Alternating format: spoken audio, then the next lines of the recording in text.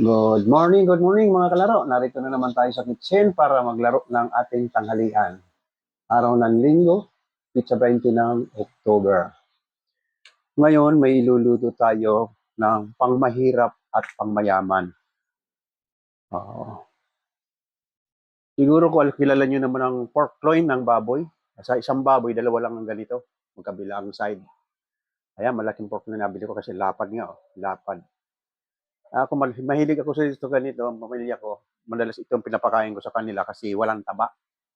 Iwas kami sa mataba, cholesterol. Kaya laging pork loin ang kadalasan kong bilhin. Sa loob ng isang linggo, dumadaan sa amin ito. Ito, ang gagawin ko dito, sa ngayon ay pork loin steak. Pero, iba-iba kong luto ito. Minsan breaded, or minsan asado. Yan. Eh ngayon, ginawa ko yung steak ito kasi ang partner naman ay gulay ng mahirap. Malunggay na with tinapa. Sa probinsya with tinapa. Na may gata. Kung sa Bicol ay parang kinunot kung pating ang partner nito, pating kinunot na kalalabasan nito. Ngayon, yung mga ganitong style naman, pwede kang maglahok ng mga leftover mo kung anong leftover mong pagkain din ng mga fried. At tulad nito, yung pork chop ko, fried pork chop ng isang araw, may natira nilagay ko sa freezer, ihahalo ko na rin yung pork chop. Ito. Ihahalo ko na rin yung pork chop. Pero pwede itong wala. Kasi sa probinsya, kundi tinalap pa lang at sa kagata, katalo na sa probinsya. Kaya nga ako, gulay ng mahirap. Ayan. Yan nakakaraos na sa probinsya ng ganyan. Tinapa with malunggay na may gata, nakakaraos na mahihirap. Ngayon, itong ating pork loin, imamarinate natin sa limon. Ito may limon na ito. Nilagyan ko na ng limon at lalagyan natin ng black pepper. Yan. Ito, napaka-importante sa steak. Liquid nor seasoning. Templado na kasi ito. May kalamansi nito.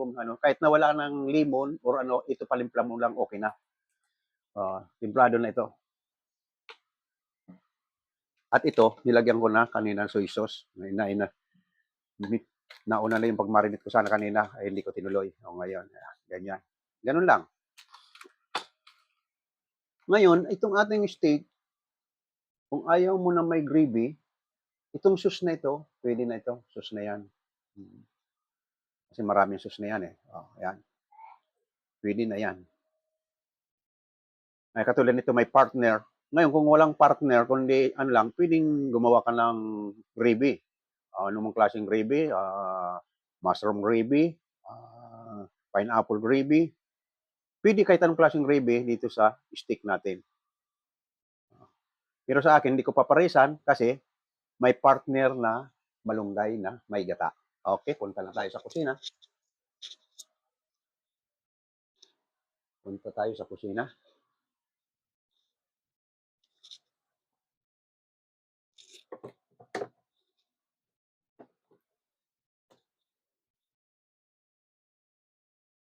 Ayan. Sindi na natin yung apoy.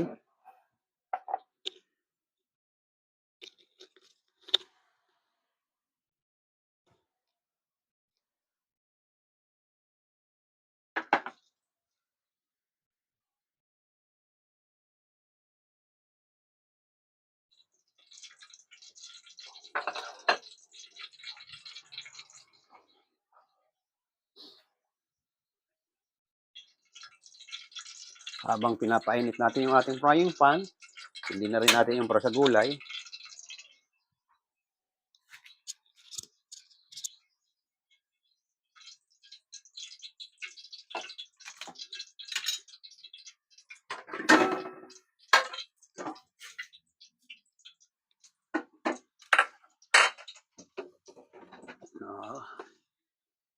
Itong sa steak ay butter or oil pwede.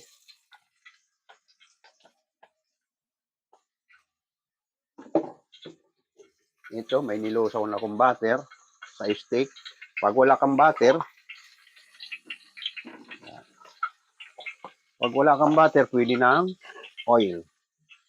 Kung medyo may naka-reserve kang olive oil, yan masarap sa steak, olive oil.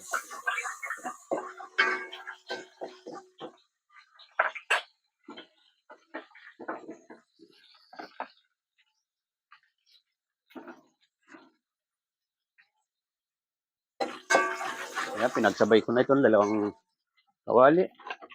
Sunod na natin ang onions. Garlic, onions, ginger. Ayan, sa mga gata natin. Ito, mainit na yung ating mantika.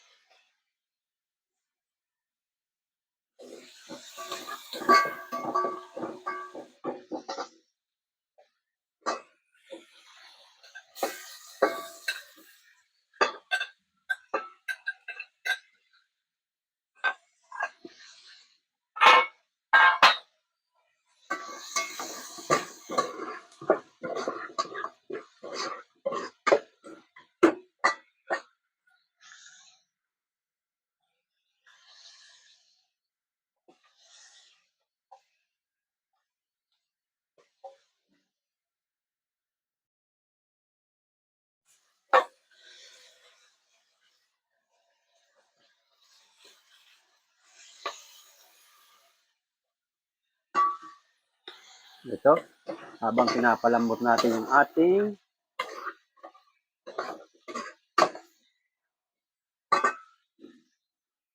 dalawang baliktaran lang itong ating steak.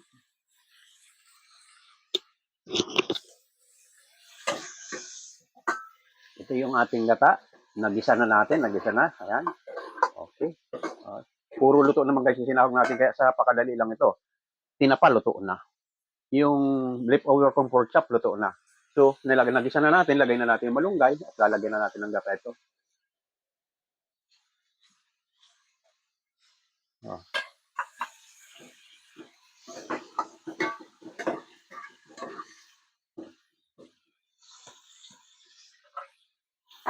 Saglit lang yan.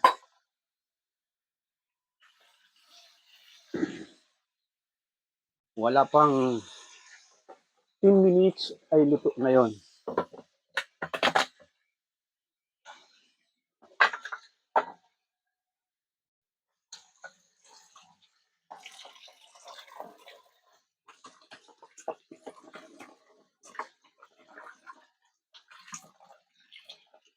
Isang kulo lang ng ating gata. Oo. Magmamantika-mantika ng pag minatagal-tagal ng kaunti habang hinahalo. Itong ating steak.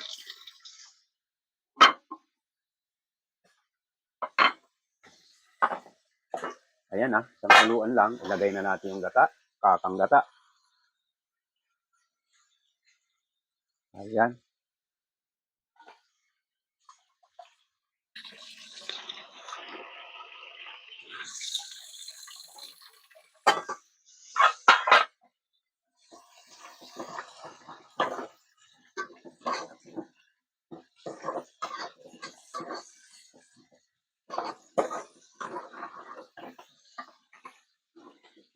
Lagyan natin ng konting ginisa mix. Ang ating dalawang malunggay. Ayan. Konting paminta.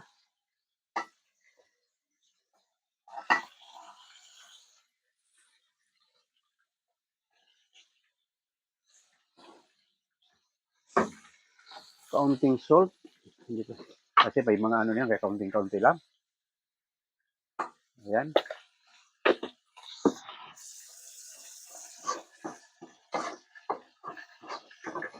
Ayun.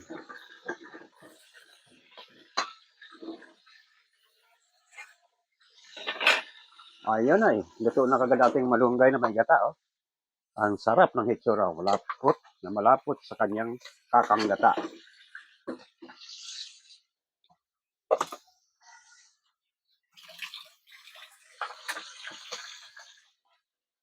Sa probinsya, usong-uso itong gata, lalo ng mga parting Bicol. Parang pating na pinunot.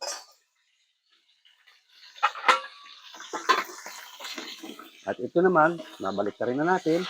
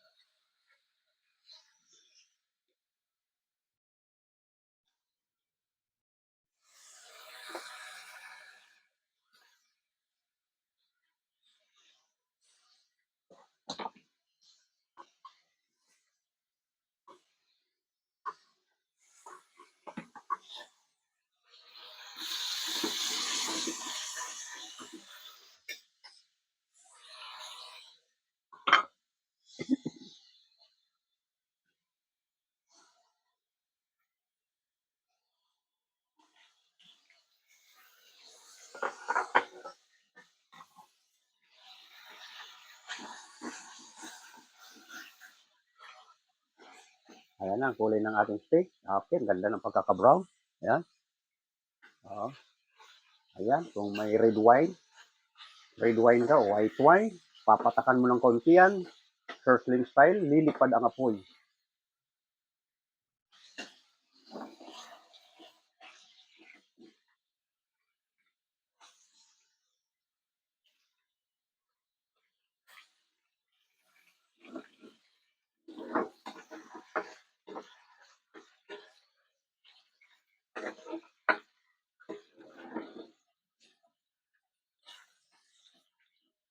Ayan. Ang steak natin, nakukuha na luto yan ang 10 to 15 minutes. Karamihan nga 10 minutes lang. Isang baliktaran, lalo ng mga tender steak, pork steak, basta yung mga malalambot na parte na yan. Pagdampa mo sa grills na yon, wala pang 10 seconds. Mainit na mainit, babalik ka rin mo na. Yan ang pagkain ng Amerikano. Medyo hapok ang loob. Pero tayo mga Pilipino, hindi tayo mahilig sa hapok ang loob. Ito, papatakan natin ng kaunting sauce.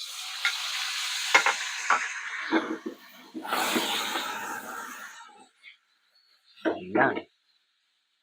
Ganon po ang steak natin. Lumilipad ang apoy. Pag lumilipad ng apoy, naglasang inihaw yung steak.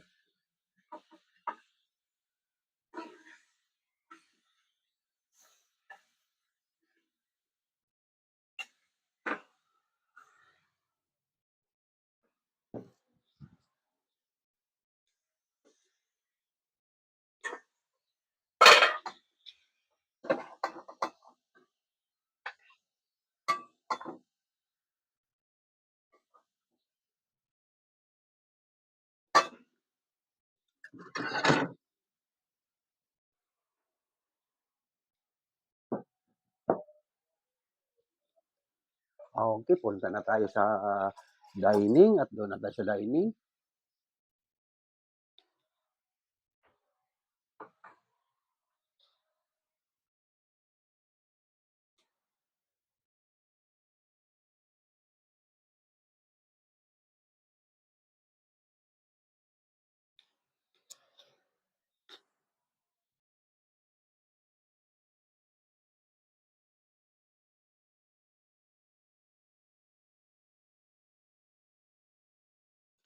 Okay, ito na ang ating finished product. Pork loin steak. Yan. Pag single, pwede tayong may gravy. Ngayon, hindi ko pinarisa ng gravy kasi ito ang partner ko. Ayan. Pang mayaman at pang mahirap, pinagsama ko. Ayan.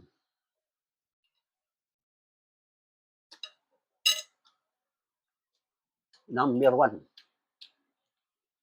Lalo na yung steak, malambot na malambot. Kasi lomo ito. Kami mga senior citizen, may bawal na sa amin yung mga mamantika, makolesterol. Kaya ang karamihan ng matatanda, ang binibili ay pork loin.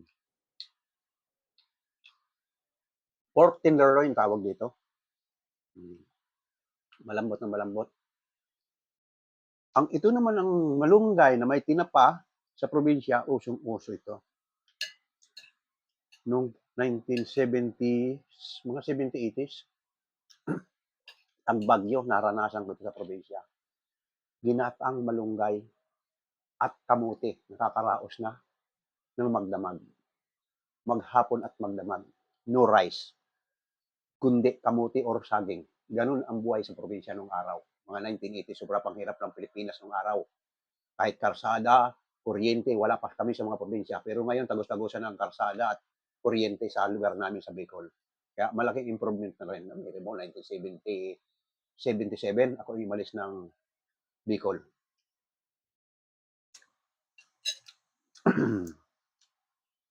Okay, maraming salamat ulit sa ating mga manonood yan, lalong-lalo na yung interesadong matutong magluto. Itong gulay pang mahirap, napakadaling gawin, lalo na pag malaking pamilya kayo, makakaraos kayo rito, napakasimpleng luto. Ito, medyo may kabigatan sa bulsa. Pang mayaman naman ito. Ang may mayaman, 3 times a week ata dumadaan sa kanilang steak. Sa akin naman dito sa bahay ko, once a week dumadaan itong steak. Okay, maraming salamat ulit sa aking mga taga-subaybay. Pakipindot natin ang subscribe button at like. Maraming salamat muli. Bukas naman tayo.